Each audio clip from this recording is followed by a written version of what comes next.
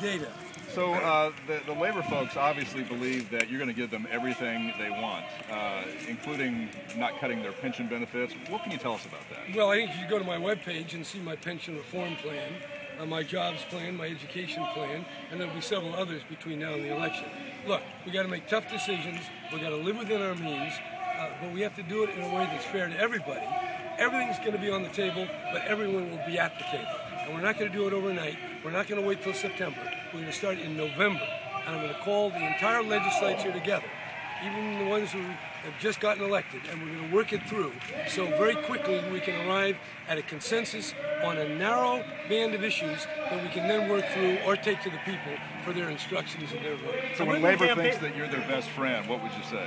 Well, I would say that, if you have to compare a billionaire, who flies around in a bubble and made $120 million in 1 year after the stock had dropped 50%, I would say, versus me, who's signed bills that are pro-labor, that presided over 2 million new jobs, I would say that definitely I'm more simpatico, I'm more in line with working people, because that's closer to my roots, and also as a Democrat, I think we span a broader spectrum than that narrow grouping that represents my opponent. And by the way, if you look at where the money's coming from, you'll see she's raising quite a lot, but from a very narrow base of extraordinarily wealthy people.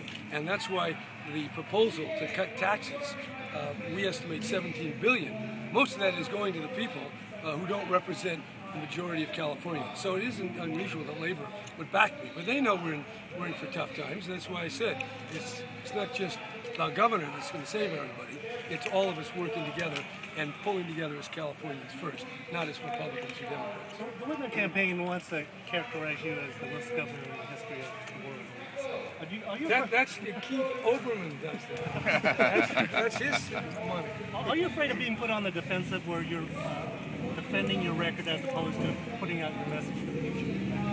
No, I didn't know that was a real problem. It seems to me that if you spend $125 million, that's what it is now. She gave 104 and then added another 25, and you're still virtually in a dead heat, that people have stopped listening. And there's nothing worse for a political candidate to have the voters stop listening.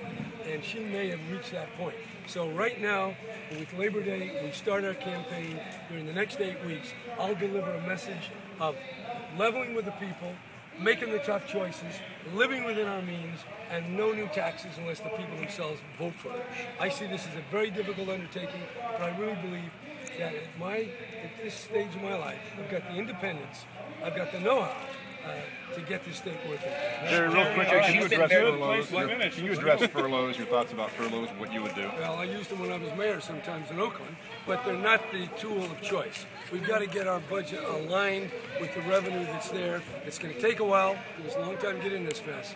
But that is definitely an emergency expedient that executives sometimes use when there's nothing better. Jerry, thanks everybody. We're going.